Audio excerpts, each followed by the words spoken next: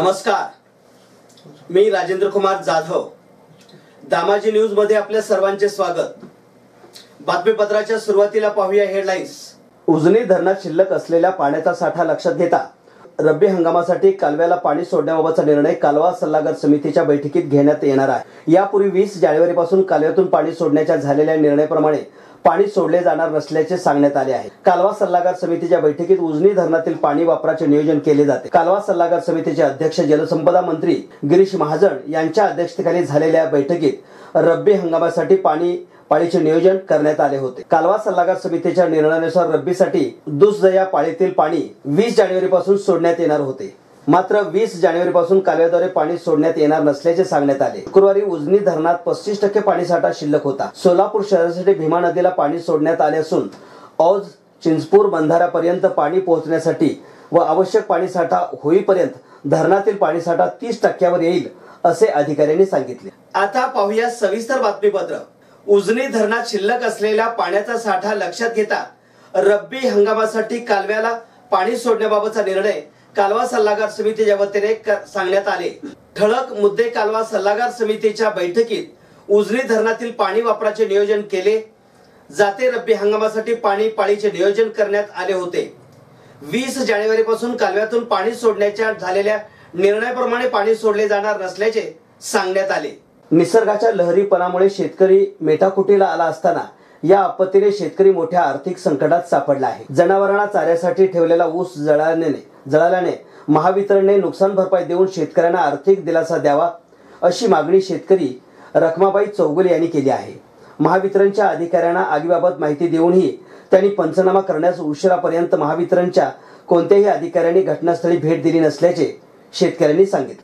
खुपसंगी तालुका मंगळवेढा येथे शॉर्ट सर्किटने लागलेल्या आगीमध्ये रखमाबाई विठोबा चौगुले यांच्या शेतातील गट नंबर 226 येथील 20 गुंठे ऊस व ड्रीपचे साहित्य जळून खाक झाले आहे. रविवारी दुपारी 2:15 वाजता लागलेल्या आगीत एवढे रौद्र रूप धारण केले होते की खुपसंगी येथील 10 ते 12 तरुणांसह शेतकऱ्यांना आग विझवण्यास 2 तास लागले. या आगीमध्ये रखुबाई चौगुले यांचे जवळपास 70 ते 80 हजार रुपयांचे नुकसान झाले आहे.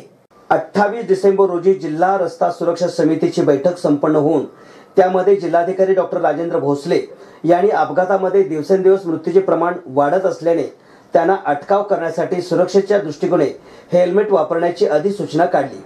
याला काही ठिकाणी विरोध झाला, मात्र न्यायालयाने हेल्मेट वापरणे हिताचे असल्याचे सूचित केले. जिल्हा परिषदचे प्राथमिक शिक्षण अधिकारी संजय कुमार राठोड यांनी जिल्ह्यातील सर्व तालुक्याच्या शिक्षण विभागांना हेल्मेट व सीट बेल्ट वापरण्याचे लेखी फरमान काढले असून याची अंमलबजावणी करून केलेल्या कारवाईचा अहवाल कार्यालयात सादर करण्याच्या सूचना देण्यात आल्या आहेत. याचा अहवाल जिल्हाधिकारी व उपप्रादेशिक परिवहन कार्यालयाकडे सादर करावायचा आहे. या फरमानाची अंमलबजावणी सर्वत्र सुरू झाली असून शिक्षक शाळेला दुचाकीवरून जाताना हेल्मेट परिधान करून जात असल्याचे चित्र आहे.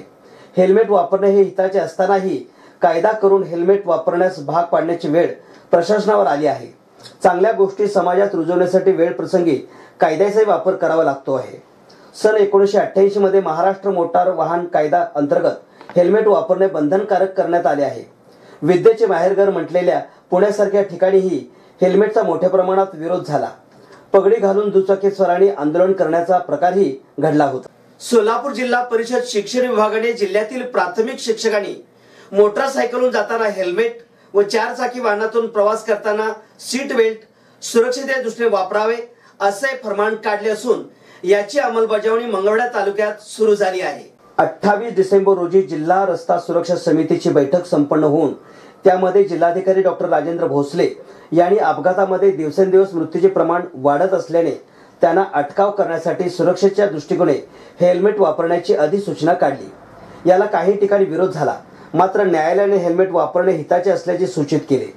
जिल्हा परिषदचे प्राथमिक शिक्षण अधिकारी संजय कुमार राठोड यांनी जिल्ह्यातील सर्व तालुक्याच्या शिक्षण विभागांना हेल्मेट व सीट बेल्ट वापरण्याचे लेखी फरमान काढले असून याची अंमलबजावणी करून केलेल्या कारवाईचा अहवाल कार्यालयात सादर करण्याच्या सूचना देण्यात आल्या आहेत. याचा अहवाल जिल्हाधिकारी व उपप्रादेशिक परिवहन कार्यालयाकडे सादर करावायचा आहे. या फरमानाची अंमलबजावणी सर्वत्र सुरू झाली असून शिक्षक शाळेला दुचाकीवरून जाताना हेल्मेट परिधान करून जात असल्याचे चित्र आहे. हेल्मेट वापरणे हे हिताचे असतानाही कायदा करून हेल्मेट वापरण्यास भाग पाडण्याची वेळ प्रशासनावर आली आहे. चांगल्या गोष्टी समाजात रुजवण्यासाठी वेळ प्रसंगी कायद्याचाही वापर करावा लागतो आहे. सन 1988 मध्ये महाराष्ट्र मोटार वाहन कायदा अंतर्गत हेल्मेट वापरणे बंधनकारक करण्यात आले आहे. विद्येचे माहेरघर म्हटलेल्या पुण्यासारख्या ठिकाणीही हेल्मेटचा मोठ्या प्रमाणात विरोध झाला.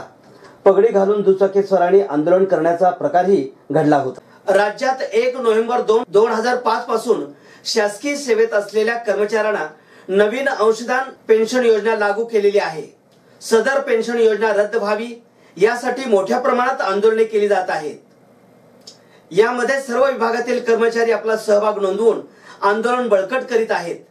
हे आंदोलन अधिक बळकट करण्यासाठी मुंबई येथे संघटनेचे सर्व पदाधिकारी यांच्या समवेत शेतकरी कामगार पक्ष कार्यालय मुंबई येथे बैठक आमदार बाळाराम पाटील, आमदार दत्तात्रय सावंत व संघटनेचे पदाधिकारी यांनी आयोजित केली आहे.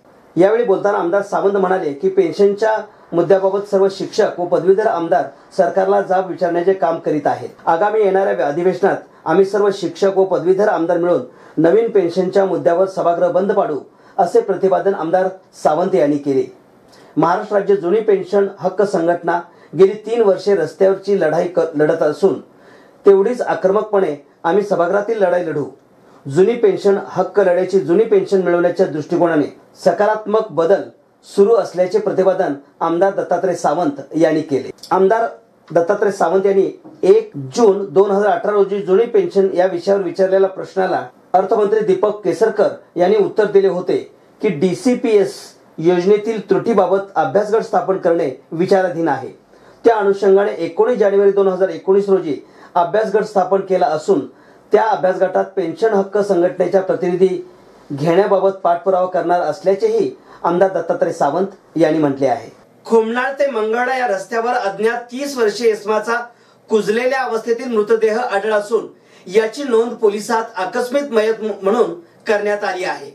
दरम्यान पोलीस मयताच्या नातेवाईकांचा शोध घेत आहेत.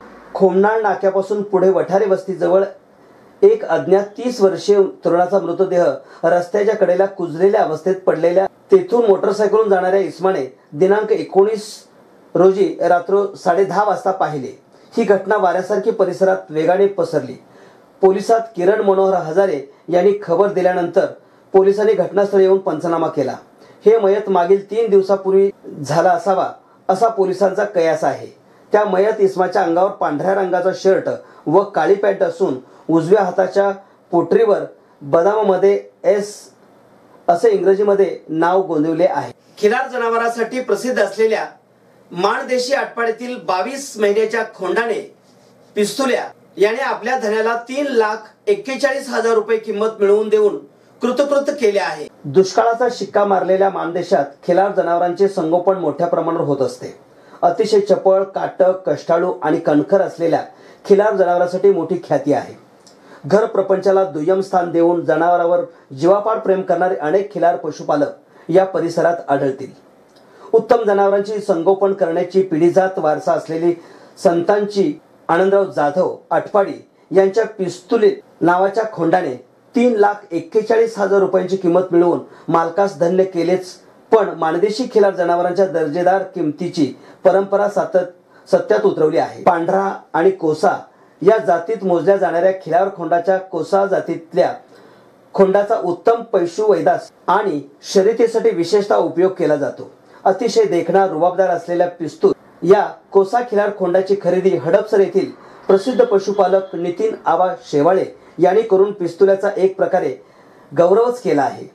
आटपाडीचे पशुपालक दिवंगत पैलवान आनंदराव जाधव आणि दिवंगत शाहीर जयंत जाधव यांच्या हयातीतील अनेक खोंडांनी, बैलांनी, कालवडी, गायींनी विक्रमी किमती आणि अनेक बक्षिसे मिळवण्याचा पूर्वी पराक्रम केला आहे.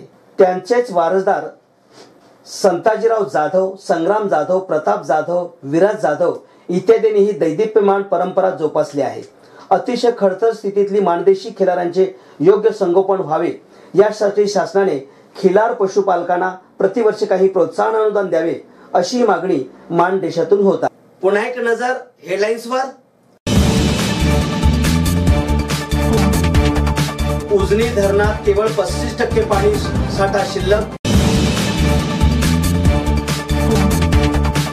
दुष्काळामुळे कंबरडे मोडलेल्या शेतकऱ्यांना महावितरणचा झटका, शॉर्ट सर्किटमुळे पेटला उसाचा फड. हेल्मेट वापरण्याबाबत जिल्हा परिषदेच्या शिक्षणाधिकाऱ्यांचे फरमान.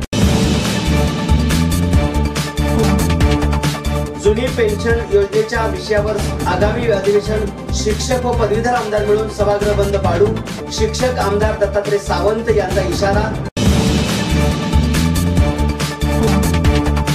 मंगळवेढा खोमनाळ मार्गावर अज्ञात तरुणाचा मृतदेह आढळला. आणि खिलार पिस्तुल्याने धन्यास मिळवून दिले 3,41,000 रुपये. हे होतं आजचं बातमीपत्र. पुन्हा भेटू एका नवीन बातमीपत्रासोबत. नमस्कार.